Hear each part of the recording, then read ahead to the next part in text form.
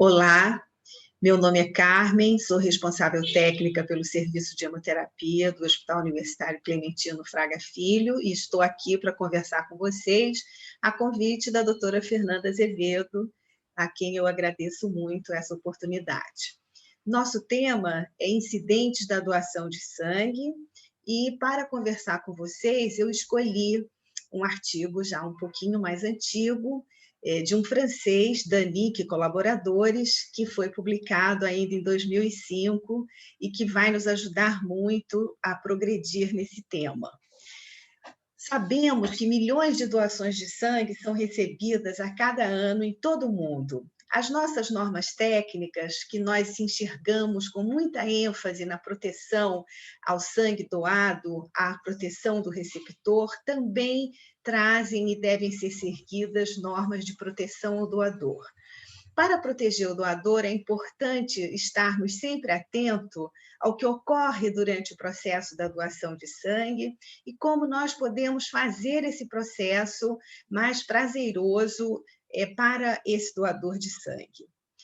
A visita desse doador deve se encaixar perfeitamente como um quebra-cabeça bem montado, conforme as estratégias dos nossos serviços. Desde a recepção e o seu cadastro, até, finalmente, o processo de coleta, que é o tema da nossa conversa hoje, e depois até a despedida, onde nós observamos o estado geral desse doador ao sair do nosso serviço e nos deixar. Sabemos que qualquer falha nesse processo pode significar uma perda do doador para o sistema. E nosso interesse é fazer com que esse doador permaneça conosco por uma longa temporada, se possível, no decorrer da sua vida, fazendo repetidas doações que serão sempre cada vez mais seguras. Portanto, será importante conhecer as consequências fisiológicas da doação de sangue, quais os incidentes mais comumente observados e quais as reações gerais também que podemos estar ali prevenindo e cuidando. As consequências fisiológicas começam devido a uma diminuição transitória da volemia do doador por causa da doação de sangue. Essa volemia é variável, e embora nós temos volumes comuns de sangue a ser colhido, mais ou menos 450 ml, sabemos que a volemia sanguínea total pode variar com o gênero, com o peso, com a altura, com o biotipo, e isso vai determinar diferentes mecanismos de adaptação a essa retirada. Temos ali, então, que ter o cálculo desse componente sanguíneo total preparado, baseado nessa massa eritrocitária, no volume plasmático, e vai ser diferenciados para cada um de nós, e, consequentemente, de um mesmo processo, nós vamos estar trabalhando com a retirada de mais ou menos 8 ml por quilo de peso de uma mulher e 9 ml por quilo de peso de um homem, procurando os 450 ml de sangue total, e nós estamos ali entrando em volemias muito diferentes. Essa é uma representação gráfica do que a gente tem, quer dizer, quem são essas pessoas? Um homem, uma mulher, uma pessoa com sobrepeso. Isso, então, traz o nosso pensamento que estamos com a doação de sangue nos assemelhando a uma hemorragia leve, que seria a perda de 10 a 15% da volemia sanguínea total. Isso explica, às vezes, as reações que vamos encontrar. Nosso organismo compensa esse volume retirado através de uma diminuição do retorno venoso ao coração, uma diminuição de débito cardíaco, de pressão arterial, para que nós começamos a nos adaptar, também por uma excitação do nosso sistema simpático, que provoca uma vasoconstrição arteriolar e venosa, com o objetivo de restabelecer a nossa pressão arterial. E, secundariamente, poderia estar ocorrendo também uma resposta hormonal hidroeletrolítica, reconstituindo esse volume plasmático nas suas proporções ideais. Então, isso dito, nós mexendo nessa volemia, precisamos falar dessa incidência. Lembrando o nosso trabalhinho francês, nós analisamos aqui esse artigo deles, que traz um grande volume de coletas, 320 mil doações, onde eles obtiveram uma incidência de 0,39% em 1.247 incidentes após coleta. A maioria desses incidentes, em números absolutos, acontece em sangue total, mas proporcionalmente eles podem ser mais frequentes nas coletas por aférese. Os nossos jovens de 18 a 24 anos estão convidados, representam em 51% dos que vêm aos nossos serviços uma possibilidade de um incidente transfusional. Esse também ocorre com os doadores de primeira vez, em busca do desconhecido. E os incidentes muito comuns são relacionados a local de punção. Então, o que vai acontecer? Formações de hematomas, desenvolvimento de reações alérgicas, possibilidade de lesão arterial e nervosa e uma reação inflamatória. A parte disso, podem também acontecer reações gerais. Então, vamos procurar falar de cada uma delas. Uma reação imediata seria, por exemplo, a formação de um hematoma. Esse vai estar acontecendo entre 0,66 e até 1,7 das punções venosas. Eles tendem a uma resolução espontânea na grande parte das vezes e provavelmente sem complicações. Merece uma avaliação para descartar uma compressão vascular ou nervosa quando esse hematoma ocorre. É um evento que nós poderíamos chamar de rara, mas que pode ser complicado quando você tem uma lesão do vaso ou na presença de um distúrbio constitucional ou adquirido da hemostasia. E como eu vou lidar com essa formação de hematoma? Posso sugerir o uso de uma pomada analgésica ou anti-inflamatória e certamente indicar o uso de uma compressa fria imediata. Essa compressa fria pode estar disponível nos nossos serviços para oferta ainda na cadeira de doação. Mais raramente, como consequência da punção, podemos ter uma lesão nervosa, que, embora tenha uma baixa incidência, ocorra acima de 1 em 6.000 até 10.000 doações, pode representar uma situação muito complexa. Estará ocorrendo uma lesão de um ramo superficial do nervo subcutâneo. Sabemos que temos muitas estruturas que passam ali próximas ao local de punção venosa. Ela vai ter uma dor característica, desde a punção. Muitas vezes o doador vai se queixar de uma irradiação para o braço. Ela persiste após a retirada da agulha, e ela pode ser acompanhada de uma alteração funcional desse braço, desse membro. Na maioria das vezes, de novo, ela vai tender a uma resolução espontânea nos próximos 30 dias para 70% desses casos. Mas um pequeno percentual pode evoluir com dor e também com impotência por muitas semanas, até mesmo com uma dor do tipo neuropática. Inicialmente, o tratamento será o repouso desse braço lesionado, o uso de analgésicos, pode ser feita uma fisioterapia e, não resolvendo, deverá ser avaliado por um profissional qualificado para orientar esse tipo de lesão. Uma outra lesão também relacionada à punção importante é a lesão arterial. Essa ainda é menos prevalente do que a punção venosa, a punção nervosa. Ela pode acontecer entre 1 para 34.000, ela foi observada no grupo que nós trabalhamos para apresentar para você, em até 1 para 100.000 punções. Ela é muito rapidamente reconhecida devido à rapidez da coleta, uma coleta muito mais rápida ali a nível da artéria. A coloração do sangue é diferenciada, nós percebemos nitidamente pelo que entra na bolsa, a velocidade e a cor.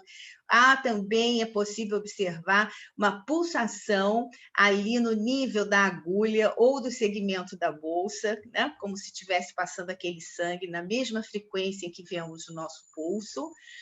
Há uma tendência da formação de um hematoma secundário nesses casos em mais de 30% das vezes, e pode ocorrer uma ruptura da camada íntima e adventícia do vaso, o que pode levar a um eventual distúrbio de hemostasia. E também a formação do que a gente vai chamar de um aneurisma traumático ou de uma fístula arteriovenosa. Quando complica, nós precisamos do auxílio de um médico especialista. Quando não complica, nós vamos fazer uma compressão do local da punção por 10 minutos, né?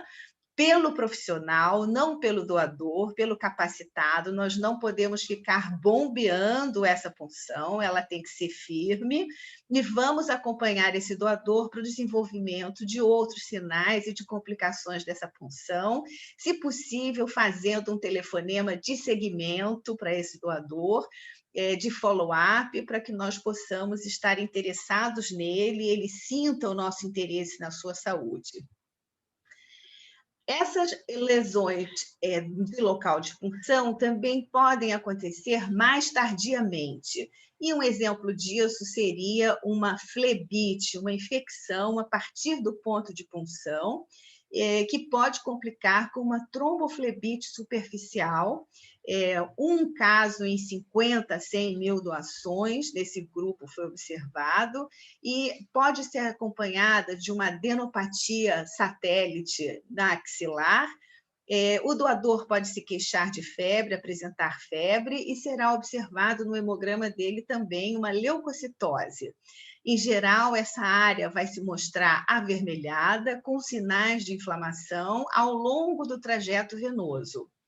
Como tratamento, nós temos a oferta de antibióticos orais, né, tipo penicilinas, outros macrolídeos para infecção, e anti-inflamatórios para tromboflebite superficial. Importante estar bem avaliado.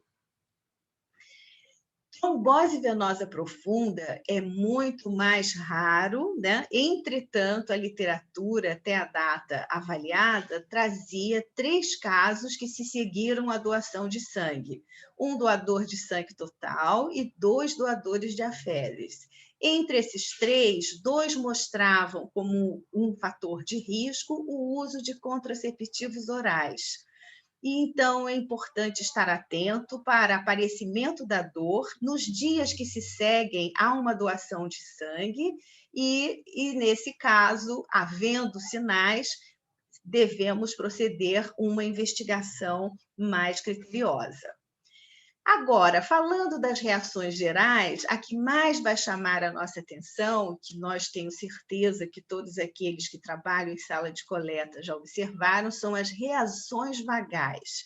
E essas reações vagais vão acontecer sempre em um contexto favorável, alteração da emoção, né? Por exemplo, pessoas que vêm doar porque uma pessoa sua querida está necessitando de transfusão de sangue, ou porque a pessoa tem uma baixa sensibilidade à dor, ou estamos doando, às vezes pode ocorrer num ambiente com uma temperatura mais quente, com mais calor, ou porque o ambiente nosso de coleta é um ambiente mais restrito, fechado. Dr. Junqueira dizia que salas de coleta devem ser amplas, arejadas, iluminadas, permitindo o conforto do doador, justamente para diminuir essas reações vagais.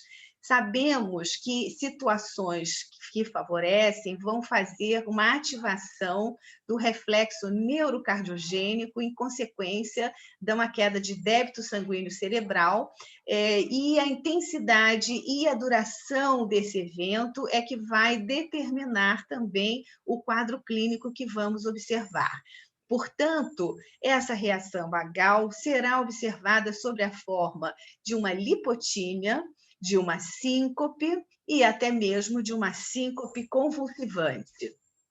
Quais seriam aqueles fatores predisponentes que nós nos referimos anteriormente?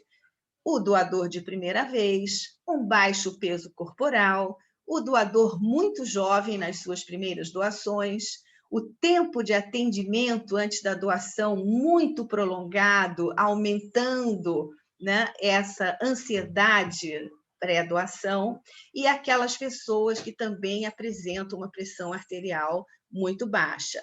Como eu poderia prevenir, né, essas reações? Com um bom atendimento e uma boa estratégia, e tendo ali um processo bem amarrado, em que o tempo seja justificável, que eles sintam que estão sendo regularmente atendidos, aumentando a oferta de líquidos antes da doação, se possível, deixando líquidos disponíveis para o doador todo o tempo, e também uma distração audiovisual.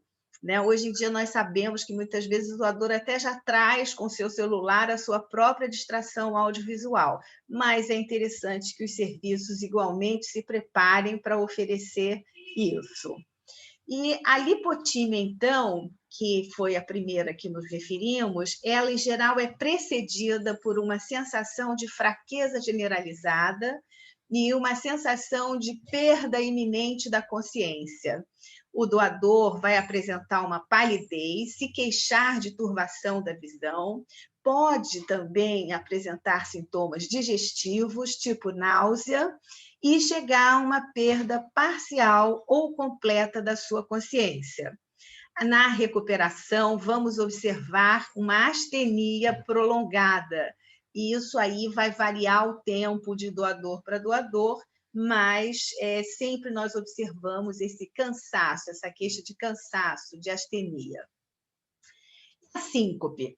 A síncope, ela vai ser uma perda brusca e transitória da consciência, acompanhada da perda do tônus muscular. A palidez é mais intensa do que na lipotímia, você vai observar uma hipotonia e, às vezes, o pulso vai ficar impalpável. Ela dura de alguns segundos, podendo se prolongar a alguns minutos. O retorno da consciência é rápido e volta para a normalidade do doador.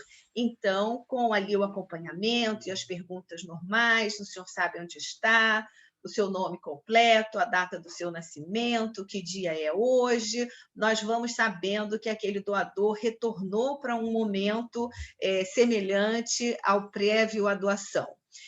O que pode acontecer aqui também na síncope, que temos que estar atento, é uma mordedura da língua, então estar atento para um eventual ferimento, e também uma liberação de esfíncter, em geral urina. Então, devemos estar preparados para atender esse doador nessa situação específica. E a síncope convulsivante, ela é mais intensa do que a síncope, porque, além dos sinais anteriores, esse nosso doador vai apresentar tremores de tronco, de membros, podendo ser precedido por espasmos com alguns segundos de duração. Ela não deve ser confundida com uma verdadeira crise convulsiva, né? E a gravidade dessa reação vai estar relacionada com a possibilidade de queda ou com a revelação de uma anomalia cardiovascular latente, descompensada pela hipovolemia temporária induzida pela retirada daquele sangue. Como é que nós vamos, então, já que eu disse que não deveríamos confundir com a crise convulsiva, saber quando estamos lidando com uma síncope convulsivante, consequência a uma hipovolemia transitória ou uma crise convulsiva? Então, a síncope convulsivante estará acontecendo dentro de um contexto favorável para esse tipo de reação, como nós nos referimos, enquanto a crise convulsiva vai apresentar uma perda brutal da consciência. A queda, havendo na síncope convulsivante, ela é flácida, enquanto que na crise convulsiva ela é rígida. Na síncope convulsivante, nós vamos ter a observação de alguns espasmos, enquanto que na crise convulsiva nós vamos observar a hipertonia e um estudo clônico de 30 segundos, mais ou menos. A recuperação da consciência na síncope convulsivante é rápida, é imediata, enquanto que na crise convulsiva ela volta de modo progressivo. A síncope convulsivante é seguida por um intenso cansaço, intensa astenia, mas não tem confusão mental. E, em geral, a crise convulsiva vai apresentar uma confusão mental. Podemos ter também uma tetania, que vai corresponder a um estado de hiperexcitabilidade neuromuscular, que pode se traduzir em parestesia peribucal e das extremidades, seguida de contratura muscular simétrica, incontrolável e dolorosa em mãos, pés e lábios. É um quadro favorecido por hiperventilação e pode se complicar com a lipotímia vasovagal.